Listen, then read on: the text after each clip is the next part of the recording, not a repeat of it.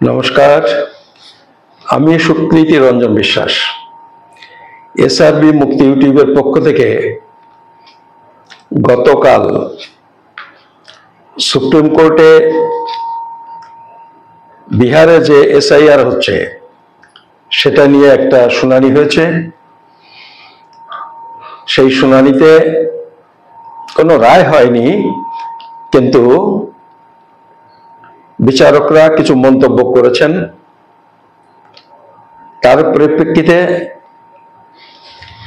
আর একই দিনে মুম্বাই হাইকোর্ট বাংলাদেশি অনুপ্রবেশকারী বলে গ্রেপ্তার হওয়া একজনের বিরুদ্ধে জামিনের আবেদন নাকচ করে দিয়ে কিছু মন্তব্য করেছেন।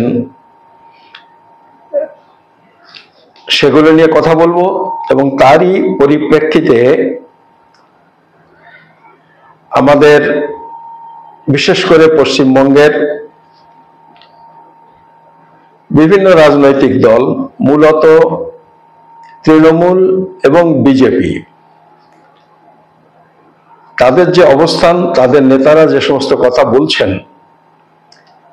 সেগুলো নিয়ে কিছু কথা বলবো। হয়তো আজকের এই ভিডিওটাতে আমি যদি তৃণমূল নিয়ে কথা বলি, তাহলে আগামীকালের ভিডিওতে আমি বিজেপিকে নিয়ে কিছু কথা বলবো। দেখা যাক কতটা সময় লাগে। আজকের এই যে কাগজ, আপনি হেডিংটা একটু দেখুন। হেডিংটা বোধহয় দেখা যাচ্ছে। এই যে হেডিংটা, এই হেডিংটাতে পরিষ্কার করে লিখেছে এটা আনন্দবাজারের রিপোর্ট। হেডিং হলো আধার, প্যান, ভোটার কার্ড নাগরিকত্বের প্রমাণ নয়। একদম পরিষ্কার করে বলেছে। আপনারা আরেকবার একটু দেখুন, পরিষ্কার দেখা যাচ্ছে। এই যে হেডিংটা করেছে, এই হেডিংটা দুটো তিনটা লাইন আপনাদের একটু পড়ে শোনাবো। আপনারা অনেকেই জানেন, তা সত্ত্বেও আমি একটুখানি আপনাদের পড়ে শোনাই। মুম্বাই 12 আগস্ট। আধার, প্যান কার্ড কিংবা ভোটার পরিচয়পত্র রয়েছে বলেই কাউকে ভারতের নাগরিকের স্বীকৃতি দেওয়া যায় না। বাংলাদেশ থেকে আসা অবৈধ অনুপ্রবেশকারী সন্দেহে ধৃত এক ব্যক্তির জামিনের আর্জি খারিজ করে এই মন্তব্য করেছে বম্বে হাইকোর্ট। এবং এই রিপোর্টের একদম শেষে আরেকটা গুরুত্বপূর্ণ কথা বলেছে এটা অনুমতি ছাড়া ভারতে বেশি দিন থেকে যাওয়ার ব্যাপার নয়। বলেছে একজনের বিরুদ্ধে মামলা বম্বে হাইকোর্টে, তার সম্পর্কে, কিন্তু প্রযোজ্য পশ্চিমবঙ্গের উদ্বাস্তু হয়ে আসা প্রায় সবার ক্ষেত্রে। সেই জন্যই আমি এটা আপনাদের পড়ে শোনাচ্ছি। এটা অনুমতি ছাড়া ভারতে বেশি দিন থেকে যাওয়ার ব্যাপার নয়, বরং এখানে ভারতের নাগরিক হিসেবে বসবাসের জন্য ভুয়ো নথি তৈরির অভিযোগ জড়িয়ে রয়েছে। বরং এখানে ভারতের নাগরিক হিসেবে বসবাসের জন্য ভুয়ো নথি তৈরির অভিযোগ জড়িয়ে আছে। এই লাস্টের কথাটা আপনাদের এটার সাথে এই 25 সালে বিজেপি যে নতুন আইনটা করেছে, the immigration and foreigners act 2025, তার সাথে এই কথাটা মিলিয়ে দেখলে আপনি বুঝবেন, ওই আইনটাতে বলেছে যে ওখান থেকে এসে শুধু ওভারস্টে করেছে তা না, ধরুন পাসপোর্ট করে এসে বেশি দিন থেকেছে, বিনা পাসপোর্টে এসে অনেকদিন ধরে থাকছে, এইটা অনেকদিন থাকার প্রশ্নটা খুব বড় কথা নয়, মানে সেটা গৌণ। মুখ্য ব্যাপারটা হলো যে তারা ভারতের নাগরিক হিসেবে নিজেকে প্রমাণ করার জন্য ভুয়ো নথি দিয়ে এই যে ভোটার কার্ড, পাসপোর্ট, আধার কার্ড, রেশন কার্ড ইত্যাদি যে কাগজপত্র তৈরি করেছে, বলছে এইটাই গুরুত্বপূর্ণ। আর এটা গুরুত্বপূর্ণ বলেই বিজেপি সরকার তাদের বিরুদ্ধে ব্যবস্থা নেবার জন্যে ওই the immigration and foreigners act 2025 তৈরি করেছেন। এই সমস্ত আইন তৈরি করার বিষয় কিন্তু মাথায় আসছে বিজেপির, অন্য কারণ নয়। এবং যাদের ফাঁদে ফেলার জন্য এগুলো করছে তারা কিন্তু সব মূলত হিন্দু। তো আমরা এইটা তো বম্বে হাইকোর্টের যে কালকের জজ সাহেব যেটা বলেছেন সেটা জানালাম, এবং দেখবেন একই কথা ওই এসআইআর যে মামলা সুপ্রিম কোর্টে হচ্ছে সেখানেও জজ সাহেবরা বলেছেন যে আধার কার্ড নাগরিকত্বের প্রমাণ হিসেবে আধার কার্ডকে গ্রহণ করা যায় না, এটা মুখে বলেছেন। এখনো অবধি কোনো জাজমেন্ট লেখেনি, হয়তো আজকে জাজমেন্টটা হতে পারে, লিখিত জাজমেন্ট। কিন্তু এইটা মাথায় রাখবেন, উনি নাগরিকত্বের কথা বলেছেন সুপ্রিম কোর্টে। নাগরিকত্বের প্রমাণ হিসেবে গ্রহণ করা যায় না মানে এসআইআর এ গ্রহণ করা যাবে না, এটা নাও হতে পারে। যে কারণে যে মন্তব্যটা করেছেন দেখবেন হয়তো এসআইআর এর ব্যাপারে তিনি জাজমেন্ট দিতে পারেন যে এটা ওই 11টা নোটিশ সাথে যুক্ত করা হোক। আসলে আমি সুপ্রিম কোর্টের ব্যাপারটা নিয়ে দুটো কথা বলে নিই। সেটা হলো, দেখুন এটা জজ সাহেবরা বলছেন সেই জন্য শুধু নয়, আমি তো আগে বহুবার বলেছি, আজকেও বলবো, আপনারাও এটা বোঝেন নিজেদের বুদ্ধিতে, যে ওই যে এসআইআর এর যে 11টা কাগজ বলেছে, আসলে ওর কোনোটাই কিন্তু নাগরিকত্বের প্রমাণ হিসেবে সন্দেহাতীত ভাবে প্রমাণিত হয় না ওই কাগজ দিয়ে। এখন প্রশ্ন হলো, আমি 11টার কথাই বললাম, কিন্তু তার মধ্যে একটা কাগজ ব্যতিক্রম আছে, সেটা হলো বার্থ সার্টিফিকেট, জন্মের সার্টিফিকেট। দেখুন জন্মের সার্টিফিকেটের সাথেও আপনারা সংবিধান আইন মিলিয়ে দেখবেন তার সঙ্গে কিন্তু এই দেশে বসবাস করারও একটা শর্ত আছে। জন্মের সার্টিফিকেট থাকতে হবে এবং এই দেশে বসবাস করতে হবে। তার মানে হলো জন্মের সার্টিফিকেটের সাথে সাথেই এদেশে বসবাস করারও একটা প্রমাণপত্র দরকার। তা সেটা নয় আমি বাদ দিলাম, বাদ দিয়ে বললাম জন্মের সার্টিফিকেটটা বাদ দিয়ে আর যে 10টা, তার কোনোটাতেই নাগরিকত্ব প্রমাণ হয় না। মানে আসলে তো নাগরিকদের নাম ভোটার তালিকায় উঠবে বলেই এই স্পেশাল ইন্টেনসিভ রিভিশনের কথা বলেছে, তা সেটা প্রমাণ হয় না। যেমন প্রমাণ হয় না ভোটার কার্ড, আধার কার্ড, রেশন কার্ড দিয়ে।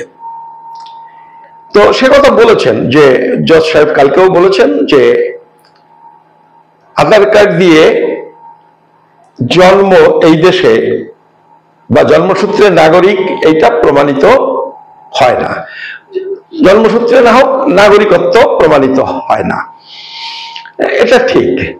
কিন্তু ওই 10টাতেও হয় না।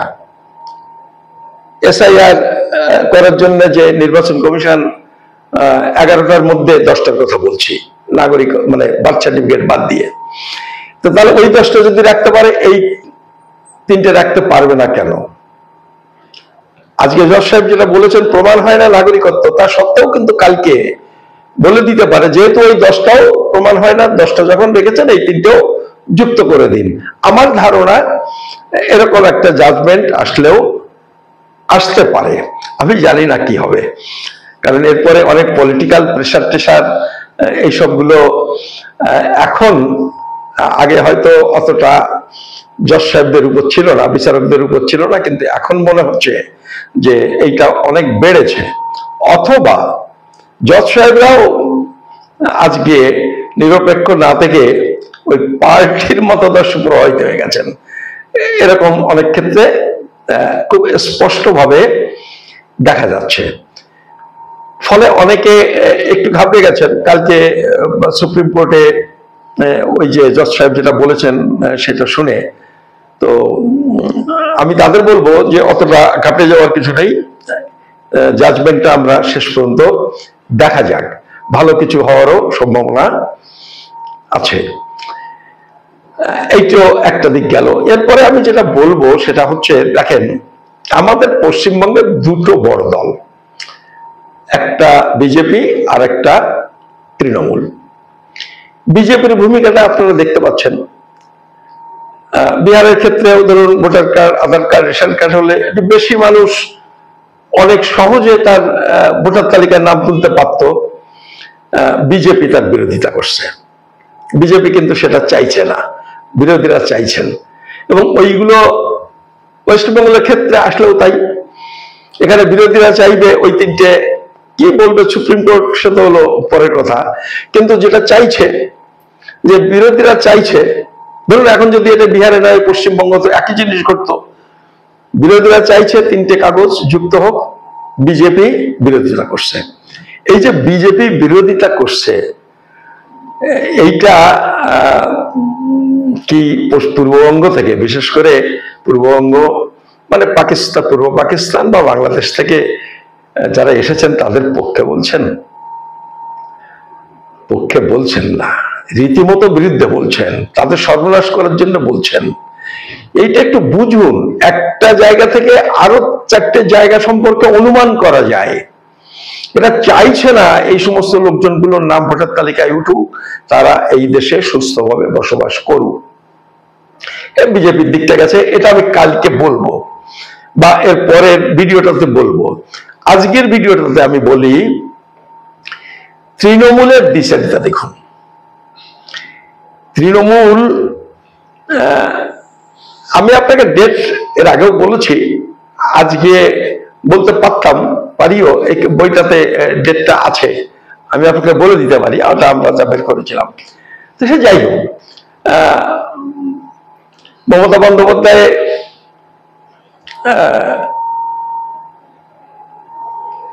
লোকসভাতে যে কাগজ ছুঁড়ে মেরেছিলেন, আপনারা জানেন 325 জনের একটা নামের তালিকা। তৃণমূলের অভিযোগ তারা বাংলাদেশ থেকে এসে ভোটার তালিকায় নাম তুলেছেন। 325 জনই ছিল কিন্তু এই গাইঘাটা কেন্দ্রের। ওই 325 জনের নাম কোথায় পেয়েছিলেন? এই কাগজটা একটু দেখুন, পড়া যাচ্ছে? দেখুন তো, দেখুন, এবং এর নিচের দিকে কয়েকটা নাম সই করা আছে, দেখুন, দেখতে পাচ্ছেন তো?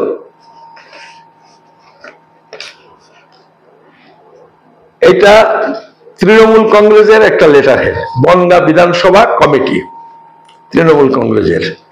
তারিখটা হচ্ছে 10 জানুয়ারি 2006 সালে।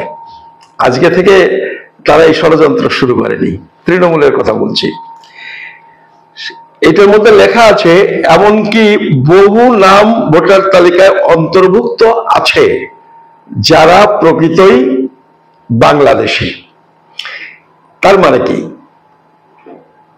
ভোটার তালিকায় নাম উঠলেই ইন্ডিয়ান নয়, ভোটার তালিকায় নাম উঠলেও তারা বাংলাদেশী, এটা তৃণমূল বলছে? এই বলছে না, লেখা আছে, এই যে লেটার হেডটা দেখলাম, এর মধ্যে এটাও বলছে যে অসৎ কর্মচারীদের সহযোগিতায় বহু ব্যক্তিকে পিতা মাতা সাজিয়ে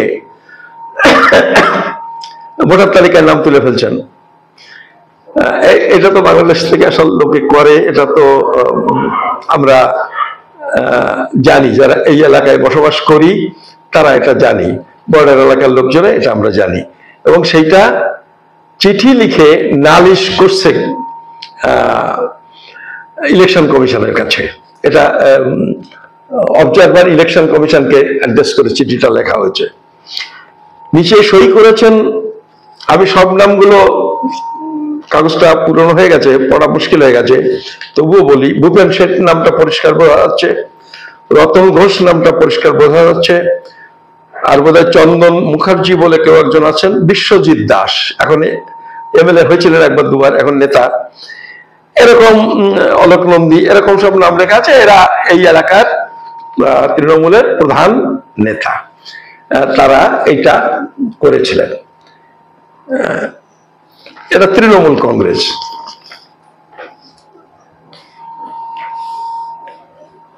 মুখে মুখে দুটো কথা বলা, ইলেকশন কমিশনকে পার্টির লেটার হেডে আবেদন করা যে এদের নাম কাটতে হবে, এবং এই প্রক্রিয়ার মধ্যে দিয়ে 325 জনের নাম তৈরি করে জায়গাটা থেকে ওরা দিয়েছিল মমতা বন্দ্যোপাধ্যায়কে।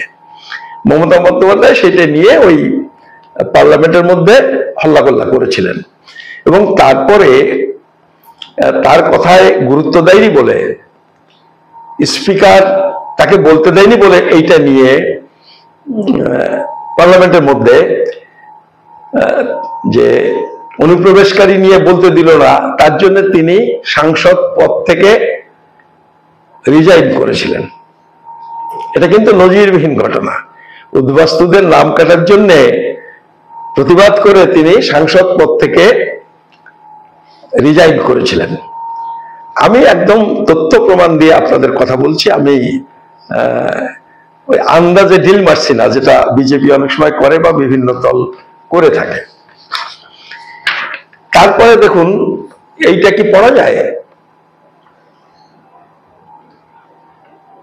একদম মমতা বন্দ্যোপাধ্যায়ের ছবি দিয়ে, অরিজিনাল কাগজটাও আছে, আমি এটা হাতের কাছে পেলাম, জেরক্সটা, তাই আপনাদের দেখাচ্ছি। এর হেডিংটা হলো, এটা 2016 সালের 18ই ফেব্রুয়ারির আনন্দবাজার। 2016 সালের 18ই ফেব্রুয়ারি, এইটা হলো আনন্দবাজারের রিপোর্ট। হেডিং হচ্ছে, বাংলাদেশি তাস খেললেন মমতা, নাগরিক প্রশংসাপত্র ফের দিন জেলা শাসকই। কি লিখেছে শুনুন, একটু পড়ে দিই। আমি আরো একবার দুবার এইটা আপনাদের দেখিয়েছি, তবু অনেকে হয়তো দেখেননি, আবার নতুন করে এই জন্যই আমি বলছি, কারণ ঘটনাটা এখন খুব প্রাসঙ্গিক হয়ে গেছে। লেখা আছে, নিজস্ব সংবাদদাতা, বিধানসভা ভোটের মুখে মুখ্যমন্ত্রী মমতা বন্দ্যোপাধ্যায় দাবি তুললেন, পশ্চিমবঙ্গে বসবাসকারী বাংলাদেশিদের, ভারতীয়দের না, পশ্চিমবঙ্গে বসবাসকারী বাংলাদেশিদের ভারতীয় নাগরিকত্ব দেওয়ার এখতিয়ার জেলা শাসকদের হাতে ফেরানো হোক। খুব শীঘ্র নবান্ন এই মর্মে দাবি সনদ দিল্লিতে পাঠাবে বলে বুধবার রাজ্য মন্ত্রিসভার বৈঠকের পরে মমতা জানিয়েছেন। মন্ত্রিসভায় সিদ্ধান্ত নিয়ে বেরিয়ে এসে সাংবাদিক সম্মেলন করে নবান্নে এই কথা বললেন। এই রিপোর্টে আরো লেখা আছে, কি শুনুন, কোট আনকোট করে বলছি, বাংলাদেশ থেকে আসা যে মানুষগুলো এ রাজ্যে 5 বছরের বেশি সময় ধরে বাস করছেন, রেশন কার্ড, ভোটার কার্ড আছে, আমি মনে করি তারা ভারতের নাগরিকত্ব পেতেই পারেন। মমতা বন্দ্যোপাধ্যায় তাহলে রেশন কার্ড, ভোটার কার্ড আছে, 5 বছর বসবাস করছেন, মমতা বন্দ্যোপাধ্যায় মনে করেন তারা নাগরিকত্ব পেতেই পারেন, মানে তাদের পাওয়া উচিত, তারা নাগরিকতা কিন্তু বলেনি। এইটা বললেন। এইটা বলার পর আপনাদের এখনকার পজিশনটা, এইটাতে আরেকটা কথা লেখা আছে শেষের দিকে এই একই রিপোর্টে। দেখুন দ্বিচারিতাটা দেখুন। প্রদেশ কংগ্রেস নেতা আব্দুল মান্নান বলেন, কোট, 1985-86 সালে এমপি হিসাবে মমতাই তৎকালীন কেন্দ্রীয় স্বরাষ্ট্রমন্ত্রী বোটা সিংকে আর্জি জানিয়েছিলেন নাগরিকত্ব সংক্রান্ত এই দায়িত্ব রাজ্যের হাতে রাখা ঠিক নয়। তখন পশ্চিমবঙ্গে বাম সরকার ছিল বলেই কি তিনি এই অবস্থান নিয়েছিলেন? মানে এই যে আজকে বলছেন জেলা শাসকের হাতে ফিরিয়ে দিন নাগরিকত্ব দেওয়ার অধিকার, এইটা 85-86 সাল পর্যন্ত তো এটা ছিল। মমতাই বুটা সিং তখন স্বরাষ্ট্রমন্ত্রী, তখন তিনি এমপি মমতা বন্দ্যোপাধ্যায় বলেছিলেন এইটা রাজ্যের হাতে রাখা ঠিক নয়, এটা কেন্দ্রের হাতে ফিরিয়ে নিন, এবং তারপরে ওটা কেন্দ্রের হাতে চলে যায় 86 সাল থেকে। আমি বলছি একজন নেত্রী, একটা দল, তাদের ভূমিকা, তাদের দ্বিচারিতা আপনাকে এরকম করে একটু একটু করে ব্যাপারটা বোঝা দরকার। তো এইবারে আপনি বলুন যে ঠিক এই মুহূর্তে এই যে একটা সময়কাল জুড়ে মমতা বন্দ্যোপাধ্যায় কি বলছেন?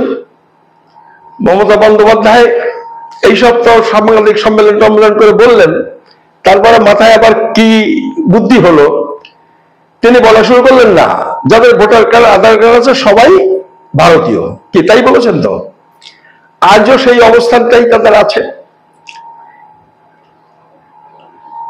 এইটাই বলেছেন, এবং এটা যে এতদিন ধরে ঠিক বলছেন না সেটা তো সুপ্রিম কোর্ট, বম্বে হাইকোর্ট পরিষ্কার করে দিচ্ছে।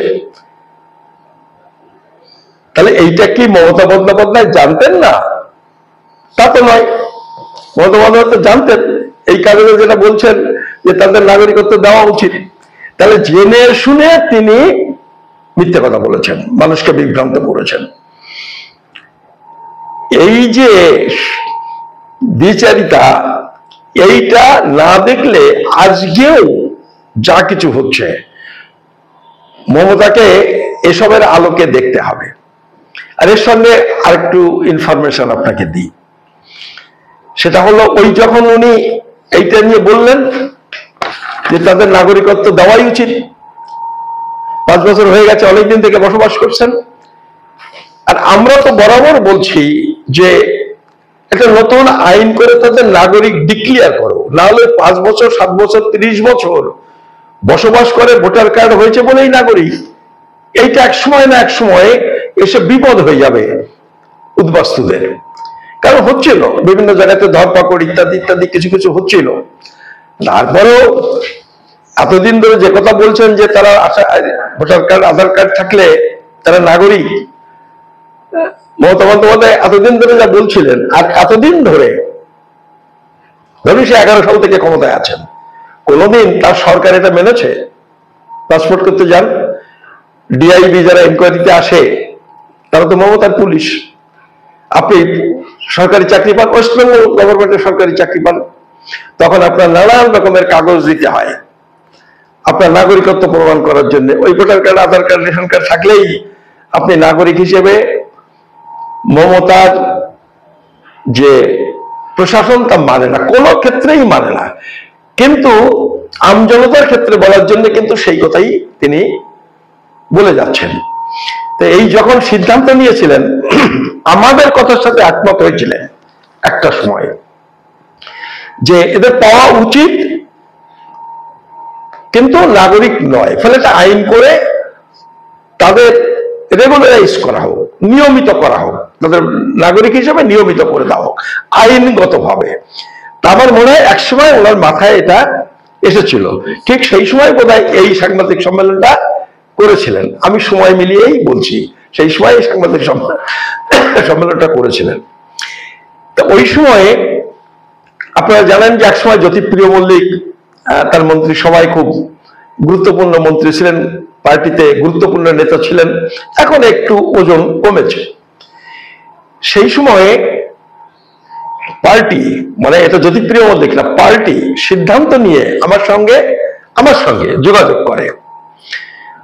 করে বলেন যে দাদা, আপনি যে কথাটা বলছেন আমরা মনে করি এইটাই হচ্ছে সঠিক কথা বলছেন উদ্বাস্তুদের এই নাগরিকত্ব সমস্যার সমাধানের জন্য, আর আমরাও আমাদের পার্টি এইটা নিয়েই প্রচারে যেতে চাই, এটা নিয়ে আমরা বিজেপির বিরুদ্ধে প্রচারে গিয়ে একটা নতুন আইন তৈরি করার আন্দোলন গড়ে তুলতে চাই, তো আপনি আমাদের একটু সাহায্য করুন। আমাকে বললেন। আমি বললাম যে এই প্রশ্নে যদি সত্যি সত্যি আন্তরিকভাবে সাহায্য যারা করতে চান, সে যদি ভূতেও যদি করতে চান, প্রেত যদিও করতে চান, আমি ওই ভূত প্রেতের সাথেও অনেক দূর পর্যন্ত হাঁটতে রাজি আছি। তো আপনারা যখন করতে চাচ্ছেন বলুন, আমি কি সাহায্য করতে পারি। বললেন তেমন কিছুই নয়, আসলে এই বিষয়টা সম্পর্কে আমাদের পার্টি খুব সড়গড় নয়, যে কারণে আপনি আমাদের যারা বক্তা, মানে তৃণমূল কংগ্রেসের যারা বক্তা, বললেন একটা বিধানসভা কেন্দ্র থেকে ওই 10-12 জন করে বক্তা, বিশেষ বিশেষ বক্তা যারা, তাদের নিয়ে ধরুন 2টো লোকসভা নিলাম, 2টো লোকসভায় তো 14টা বিধানসভা, 14টা বিধানসভা 10 জন 20 জন হলে 200-300 বক্তা, তাদের নিয়ে আমরা মিটিং করব এবং সেখানে আপনি ট্রেনার হিসেবে এই আইনটা ব্যাখ্যা করবেন, আমরা রেকর্ডিং করব, রেকর্ডিং করে আমরা ওইটা ওই যারা শুনলেন প্লাস আরো যারা আছেন তাদের কাছে ছড়িয়ে দেবো, তারা রেকর্ডিংটা থেকে শিখে নিয়ে সেইটা বক্তৃতা করবেন। এইভাবে আমরা উদ্বাস্তুদের নাগরিকত্বের প্রশ্নটা নিয়ে একটা আন্দোলন গড়ে তুলব এই নাগরিকত্বের আইনটা পাল্টাবার জন্য, এবং এই পথেই আমরা বিজেপিকে বিরোধিতা করব যে বিজেপি যেভাবে বলছে ওই কার 19-এর ব্যাপারটা, ওইটা একটা ধাপ্পা। আমি বললাম যে আমি রাজি, এবং প্রথম মিটিংটা হলো দমদম ক্যান্টনমেন্টে, ওইখানে অরোরা সিনেমার বসে বড় হল, 350 লোক ধরে। আমি গেলাম, 1-1.5 ঘন্টা প্রায় বক্তৃতা করলাম। মূলত আমিই বললাম, উপস্থিত ছিলেন সেখানে, সবার নাম মনে নেই, ব্রাত্য বসু মন্ত্রী ছিলেন, জ্যোতিপ্রিয় মল্লিক ছিলেন, সৌগত রায় এমপি ছিলেন, এখন এই যে অশোকনগরের বিধায়ক নারায়ণ গোস্বামী ছিলেন, এখন ওই যে এমপি নৈহাটির কি নামটা, আগে এমএলএ ছিলেন এখন নৈহাটির এমপি হয়েছেন, উনি ছিলেন। আমি যে নামগুলো আমার এক্ষুনি মনে পড়ছে, এরকম সব ছিলেন, আরো নেতারা ছিলেন। সেই ডায়াসের মধ্যমণি করে আমাকে রেখে আমি বক্তৃতা করলাম, আর পেছনে ব্যানার টাঙানো ট্রেনিং ক্যাম্প, তৃণমূল কংগ্রেসের ট্রেনিং ক্যাম্প। আমি জানি নানান রকমের কথা উঠবে, যার জন্য আমি বক্তৃতার শুরুতেই আমার বক্তব্য ছিল আমি তৃণমূল কংগ্রেস করি না, এই কারণে আমাকে ডেকেছেন, আমি সেটার জন্যই এসেছি। তো সেটা হলো, তার ঠিক 1 সপ্তাহ পরে আবার দ্বিতীয় ট্রেনিং ক্যাম্প হলো বারাসাতে, ওই পৌরসভার পেছনে দেখবেন একটা বড় হল আছে, সেটাতে, তাতেও এই সমস্ত লোককে, আরো 2-1 জন নেতা মন্ত্রী এমপি ছিলেন, সেটা করলাম। এইসব হলো। তারপরে সপ্তাহে সম্ভবত অনেকদিন আগের কথা আমার মনে নেই, অনেকদিন মানে কি, এই 18-19 সালের ঘটনা। আমি যেটা বলছি আমার কাছে, আমার এই যে টেলিফোনটায় রেকর্ডিং হচ্ছে, ওর মধ্যেই ওই মিটিং এর ছবিগুলো আছে, ওইটা আছে, ছবিগুলো সব আছে। রেকর্ডিংটা পাঠিয়েছিলেন ওরা, রেকর্ডিং করে সেটাকে এডিট করে গুছিয়ে গেছে পাঠিয়েছিলেন। তো সেই রেকর্ডিংটা আমি একজনকে দিয়েছিলাম একটু গুছিয়ে গেছে করে দিতে, তো মনে হচ্ছে সেটা বোধহয় ডিলিট হয়ে গেছে। যাই হোক, ছবি দুটো এখনো আছে, মাঝে মাঝে দেখি ওর মধ্যে দেখা যায়। আমি দেখাতে পারতাম, কিন্তু আমি ভালো বুঝিও না, আর এই টেলিফোনটার মধ্যে রয়েছে। তো তারপরে একদিন আমাকে আবার ডেকে নিলেন জ্যোতিপ্রিয় মল্লিক, তখনও মন্ত্রী, ওই ফ্রি স্কুল স্ট্রিটে ওনার অফিসে। উনি বলেছিলেন সেদিন 2:30-র সময় মমতা বন্দ্যোপাধ্যায়ের সাথে উনি আরো কিছু প্রশ্ন করেছেন, সেই প্রশ্নগুলো ওনারা ঠিকঠাক জবাব দিতে পারেন, তাই আমাকে বলেন তাহলে ওনাকে নিয়ে আসুন, ওনার কাছে সবটা শুনি। তো আমাকে নিয়ে গেছিলেন, আমি গেলাম, গিয়ে দুবার বুঝলাম টেলিফোনে কথা হচ্ছে। তারপরে প্রথম টেলিফোনের পরে আমাকে বললেন যে ঘন্টাখানেক পরে যেতে বললেন, উনি ব্যস্ত আছেন। এই ঘন্টাখানেকের মধ্যে আরেকটা টেলিফোন এলো, তারপর আমাকে বললেন যে আজকে হবে না, উনি ব্যস্ত হয়ে গেছেন, এরপরে একদিন দেখে নেবো। সেইটা আর হয়নি। মানে এর মধ্যে বোধহয় নেত্রীর মাথায় অন্য যুক্তি ঢুকেছে। উনি তার এক সপ্তাহ পর থেকে বলা আরম্ভ করলেন যাদের ভোটার কার্ড আধার কার্ড আছে সবাই নাগরিক। ওই তারপরে গিয়ে বলে, কি মঞ্জুর তুমি নাগরিক না? ওই যে মিটিং এ গিয়ে এক একজনকে ধরে যেগুলো বলা আরম্ভ করলেন। তো এইটা হচ্ছে তৃণমূল কংগ্রেস। তো আমি বলছি যে তৃণমূল কংগ্রেস ভালো কিছু যদি বলে, দল তো তাদের স্ট্যান্ড পাল্টাতেই পারে, অবস্থান বদলাতে পারে, কিন্তু আমি বলছি যে এটাকে বুঝতে গেলে, বিচার করতে গেলে, সিদ্ধান্ত নিতে গেলে এই অতীতটা জানা থাকলে একটু সুবিধা হয়। যে কারণে আমি এই ভিডিওটাতে এই তৃণমূলের দ্বিচারিতা নিয়ে আপনাদের এই কথাগুলো বললাম। আমি আগামীকাল আরেকটা করব ভিডিও, সে জায়গাতে আসলে বিজেপি এই আইন কানুনের মাধ্যমে কি করে মানুষকে ধোঁকা দিচ্ছেন আমি সেইটা বলবো। সেটা বিজেপির বিরুদ্ধেই আমি সেই ভিডিওটা করব। তা আজকে আপনাদের সবাইকে নমস্কার, ধন্যবাদ।